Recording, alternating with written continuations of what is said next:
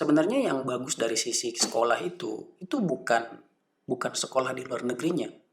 Tapi ketika kita bergaul dengan dunia internasional, ternyata di situ membuka wawasan kita berpikir. Terbuka dari mulai budaya kita, budaya dalam hal belajar, budaya berkomunikasi, budaya tentang kita mengimplementasikan sebuah teknologi, sebuah hal yang baru. Mindset itu yang sangat mahal gitu.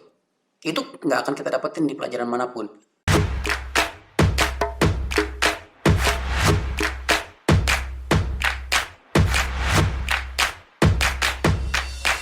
All systems break, stop transmitting, and this is your ITC speaking.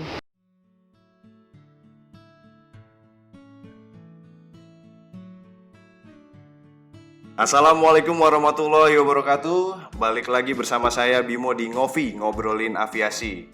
Nggak usah bertele-tele, langsung aja pada kesempatan hari ini saya akan berbincang santai dengan Bang Zainal Arifin Harahap atau biasa dipanggil Bang Ucok. Wih, gimana kabarnya nih Bang? Alhamdulillah, sehat. Wis, makasih banyak nih Bang udah mau ngeluangin waktu di tengah kesibukan yang lagi padat pastinya ya. Enggak juga, kalau buat Yatka walaupun padat tetap akan disempetin. Wis, siap gablak. Oke.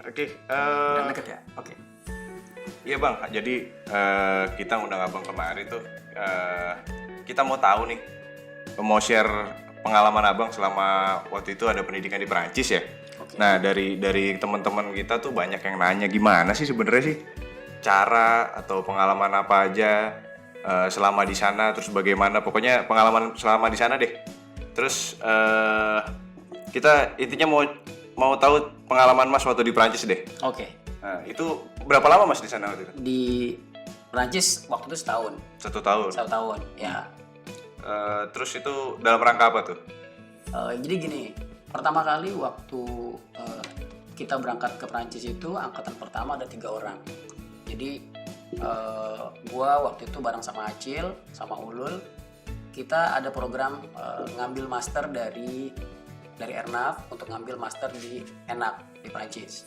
Nah waktu itu ada seleksi yang dilakukan oleh Airnav untuk kriterianya adalah untuk pejabat manajerial dengan level minimum adalah 16.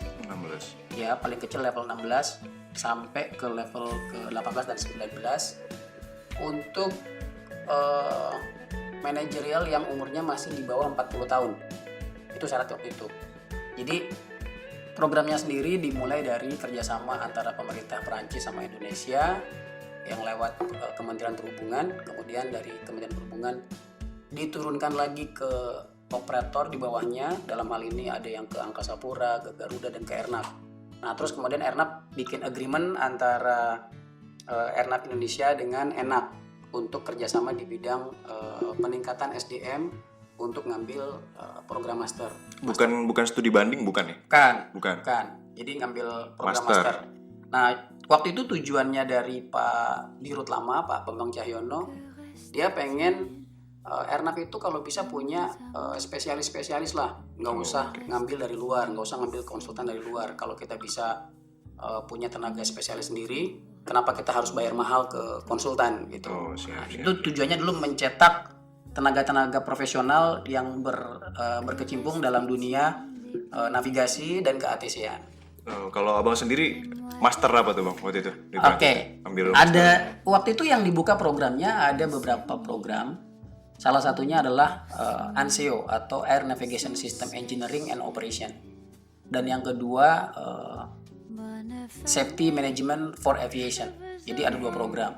Kedua-duanya program master. Nah di Prancis itu ada 2 jenis sekolah.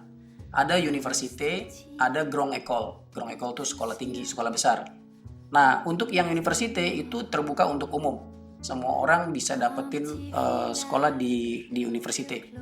Kalau kita punya, kalau kita daftar, kita pasti bisa masuk sana. Nah, Grande École itu agak sedikit lebih rigid persyaratannya, karena dia untuk yang tenaga-tenaga engineer. Nah, perlu gue jelasin dikit nih.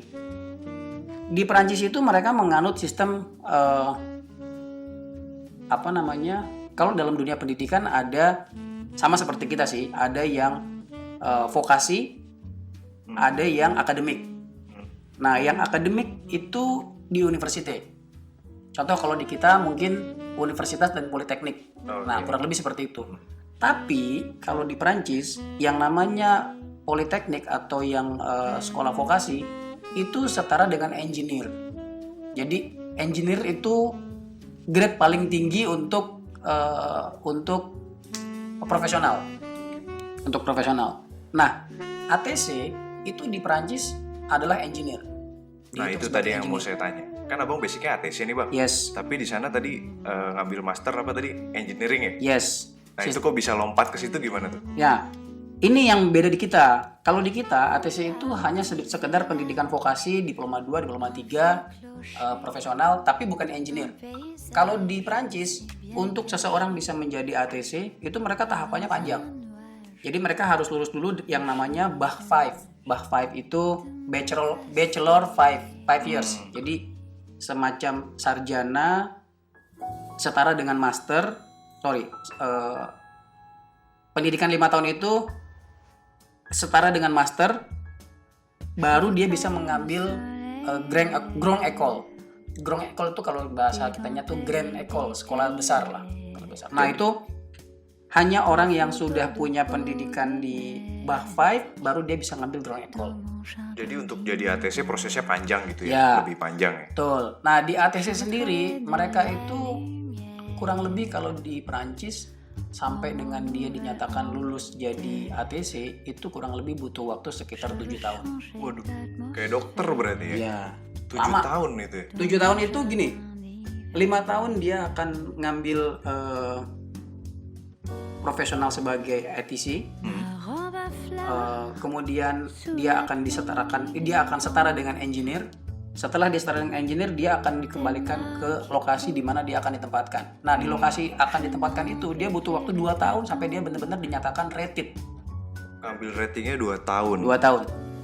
Wow, Lama. itu kenapa bisa beda banget sama Indonesia tuh?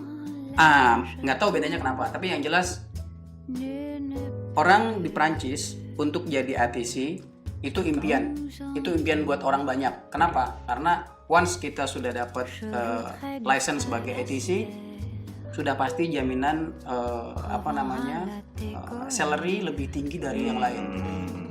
Sekali lagi di dalam industri profesional di Prancis itu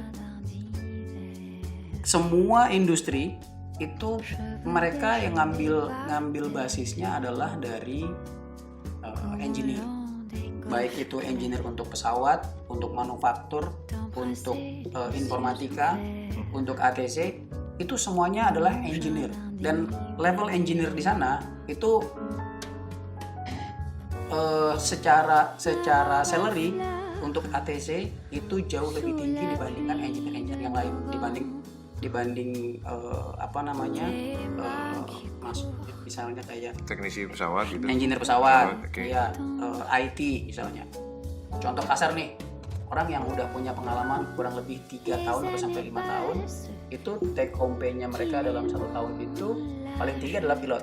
Yang kedua ATC, ya. Yang kedua adalah ATC. ATC itu temanku yang di sana dalam setahun mereka bisa ngantongin per bulannya itu sekitar 4.000 euro paling kecil ya, per bulan 4.000 euro paling kecil. Jadi dalam itu starting point begitu kita berkarir dalam dunia ATC di Eurocontrol aja, itu fresh graduate-nya ATC. Fresh graduate-nya 4.000 euro. Sedangkan sebagai perbandingan, wah itu kan 4.000 euro itu kan hidupnya di Eropa gitu. Iya, biaya hidupnya juga mahal lebih tinggi gitu. For the record bahwa biaya hidup di Eropa itu ternyata nggak mahal-mahal amat. Kalau kita tergantung di mana kita hidup gitu loh. Jadi contoh nanti gue akan jelasin kenapa dulu waktu kita dapat beasiswa dari Airnav itu dapat uang saku, dan ternyata setelah kita hitung-hitung 1 bulan cukup kok. Cukup. Jadi standar minimum living cost di Prancis itu di kota-kota kecil kayak di Toulouse itu kurang lebih 1.200 sampai dengan 1.500 euro per bulan. Itu sudah dengan dengan Itu hidup sederhana atau sudah lebih dari cukup atau gimana? Cukup aja. itu kurang Apa lebih bawa nasi dari itu? gitu? Enggak, Oh enggak ya? enggak. Oh, siap. itu sudah Itu saya biasanya. kita makan di restoran, tapi nggak setiap hari lah ya. Oke. Kita makan di kantin, biasalah seperti itu. Kita udah bisa nonton, udah bisa jalan-jalan, udah bisa traveling kemana-mana. Itu dengan 1.200 sampai 1.500 sudah cukup. Oke, saya tanya dari Airnav beasiswanya tuh termasuk tiket, termasuk uang jajan, termasuk akomodasi penginapan semua itu udah ditanggung sama perusahaan. All in. All in. Jadi kita itu dapat dari Airnav tiket bolak-balik dan Wih. jatah untuk pulang setelah kita 6 bulan di sana kita boleh pulang. Terus untuk biaya hidup, untuk biaya rumah, ditambah lagi dengan asuransi kesehatan, semuanya kita udah dapat 1 bulan itu dapat tambahan dari Airnav aja itu sekitar 1.700 euro 1.700 euro. di luar tiket, di luar asuransi kesehatan Ini per apa nih bang? per bulan. Per bulan. Oke, tadi biaya hidup 1.200 masih ada lebih 500 euro berarti ya. Nah, lumayan lah. mesti Lumayan jalan-jalan. banget lah ini. Kali 1 tahun kan bang, kali 12 setahun. bulan. Kali- Oke. ya, betul. Nah itu pasti teman-teman yang lain di daerah juga pengen banget tuh bang. Oh iya. Bisa dapat beasiswa gitu. Itu gimana sih bang caranya bang? Ini- Boleh di sharing nggak? Setelah gua di sana, Soalnya sorry tadi abang bilang kan di grade 16. Nah, yang di daerah-daerah ini kan mungkin grade-nya masih 11 sampai 14. Nah, itu kira-kira ada chance nggak sih untuk nah dapat? ada. Nah, gimana caranya bang? Boleh di-share bang? Buktinya gini. Waktu itu memang programnya adalah untuk yang mereka-mereka yang di level 16 ke atas. Tapi kemudian tahun berikutnya peserta yang ikut tetap levelnya 16 ke atas. Tapi di tahun ketiga itu sudah mulai levelnya 14. Jadi dari level 14 ya sebenarnya ini cuman ini aja sih, cuman persyaratan dari kantor aja, dari perusahaan kita aja. Tergantung kebutuhan kita seperti apa. Kalau kita bisa buka kompetisi itu seluas-luasnya, bukan nggak mungkin kok yang level-level 12, 13, 14 juga bisa ikut. Kenapa enggak gitu? Tergantung willingness dari pimpinan-pimpinan kita, iya dari perusahaan. Kemarin sih sempat kita ngobrol. Jadi waktu Pak DP itu pertama kali bertugas, kita sempat sowan ke Pak DP. Jadi dari IATKA datang. Waktu itu kebetulan gua dan ketum dan sekjen itu ngadep ketemu sama Pak DP. Terus ngobrol-ngobrol. Kita bilang bahwa Pak, sebenarnya yang bagus dari sisi sekolah itu bukan sekolah di luar negerinya. Tapi ketika kita bergaul dengan dunia internasional, ternyata di situ membuka wawasan kita berpikir. Terbuka dari mulai budaya kita, budaya dalam hal belajar, budaya berkomunikasi, budaya tentang kita mengimplementasikan sebuah teknologi, sebuah hal yang baru. Mindset itu yang sangat mahal gitu. Itu nggak akan kita dapetin di pelajaran manapun. Dan tanggapan dari Pak DP apa coba? Gimana mas? Wah, kalau gitu boleh nih. Coba cari lagi deh kemungkinan kerjasama kita bisa dilanjutkan lagi dengan enak. Kita harus cetak orang sebanyak-banyaknya yang punya mindset supaya berubah gitu, membawa perubahan ke Airnav. Itu cukup positif buat Pak DP. Karena memang yang gue rasakan selama gue sekolah di sana itu bukan sekedar teori di kelas, tetapi lingkungan dan suasana kampus, lingkungan keseharian di lingkungan kehidupan sehari-hari itu benar-benar membawa pengalaman yang positif banget buat kita gitu. Apa yang kita selama ini lakukan di sini, oh ternyata ada sisi lain yang anggap bahwa kita harus bisa begini loh. Oke, itu habis ini kita bahas nih. Oke. Itu kayaknya seru tuh. Nah, cuman yang tadi syarat seperti apa nih? Misalnya ada orang daerah nih, kita dikasih tahu nggak sih? Misalnya di Medan nih, saya dulu di Medan. Kayaknya sih nggak pernah tahu tuh ada program itu. Terus gimana cara ikutnya gitu loh? Apa saya harus bikin working paper dulu atau bikin apa dulu sesuatu? 2016 waktu gue pertama kali berangkat, waktu itu ada surat. Memang gue nggak tahu kenapa kita termasuk orang-orang yang diundang oleh Airnav.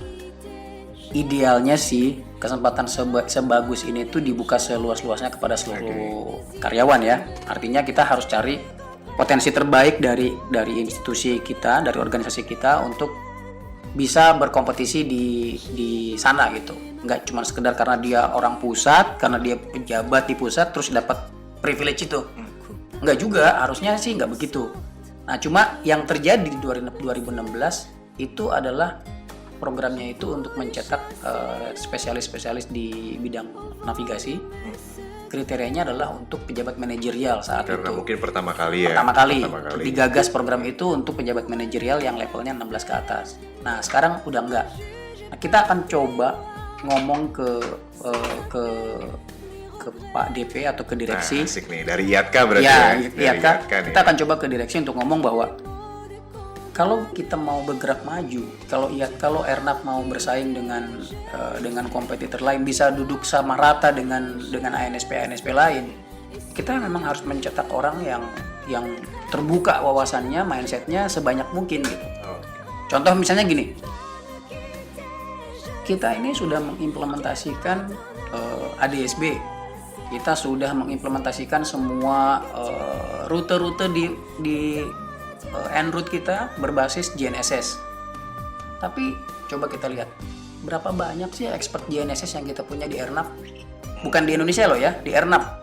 Berapa banyak sih orang punya GNSS? Dan ternyata di enak sana, di Perancis sana, itu sebelum sampai hari ini mereka itu belum berani menggunakan ADSB untuk separation. Belum berani. Kenapa? Karena mereka yakin bahwa engineer mereka yakin bahwa perhitungan ADSB itu masih perlu melewati tahapan asesmen yang lebih kompleks gitu. Nah, itu buat kita terlihat kok susah banget sih gitu. Tapi ternyata memang mereka concernnya mereka terhadap safety itu lumayan tinggi. Sangat tinggi, ya. Tuh. Oke, jadi tadi teman-teman bisa dengar sendiri ya, ini dari Bang Ucok, karena eksekutif board Kabit Profesi ya, profesional akan mengajukan nih buat teman-teman nanti nggak usah khawatir, udah dengar sendiri nih dari Bang Ucok, dia mau mengusahakan kita dari daerah nanti bakal diupayakan lah gimana caranya, pastinya dengan requirement tertentu ya teman-teman ya. Ya. Oke. Sebenarnya gini, kita tuh sangat berharap bisa mencetak expert dari lingkungan internal. Dalam hal ini nggak cuman ATC ya, artinya kalau kita mau bawa Airnav menjadi lebih maju, harus ada semua elemen harus punya spesialisasi, harus punya expertise. Misalnya engineer harus expertise dan harus benar-benar engineer. Untuk ATC juga sama, kita harus benar-benar punya ATC yang expert, yang profesional. Untuk personel lainnya juga sama seperti itu. Nah, ini yang kemarin kita sampaikan ke Pak DP. Pak, kita harus cetak lebih banyak orang-orang kayak gini, Pak. Karena merubah mindset itu ternyata juga merubah wawasan kita dalam hal improvement. Kita nggak pernah tahu kan. Selama ini yang kita dapetin nih, kita pasang ALS, pasang VOR, pasang NDB. Tapi kita nggak pernah tahu sampai kapan sih kita akan pakai alat-alat ini. Oke. Nah, di saat orang-orang sudah mulai bergerak ke arah penggunaan satelit base, kita masih ground base semuanya. Kita masih terestrial semuanya. Kita masih pakai ALS, kita masih pakai DME, kita masih pakai VOR. Bahkan kita ada di beberapa tempat nih, banyak banget, mohon maaf, pilot ataupun lokasi-lokasi di tempat-tempat terpencil itu masih mengharapkan supaya NDB tetap dipakai. Padahal ke depan NDB itu udah nggak support lagi untuk GNSS. Lalu Bimo boleh cek deh di dalam PBN manual, dalam implementasi PBN udah nggak ada lagi tuh yang namanya NDB. Bahkan VOR pun tahun 2021 mungkin udah mulai dikurangin penggunaannya. Ya, yang saya tahu sih kalau di Medan sih udah dimatiin sih. Ya. NDB. Gitu nah sih. Itulah kurang lebih segitu. Kenapa gue pengen banyak banget ada junior nanti dari IATKA atau dari karyawan yang lain yang bisa dapat kesempatan emas ini untuk bisa dapetin wawasan baru. Ya, harapan kita juga dibukain berarti pintunya nih sama Ucok. Kita akan dorong terus ke direksi. Siap. Oke, Station Break, kita tarik napas sejenak, tetap pantau IATKA Podcast. Kita lanjut lagi di episode berikutnya.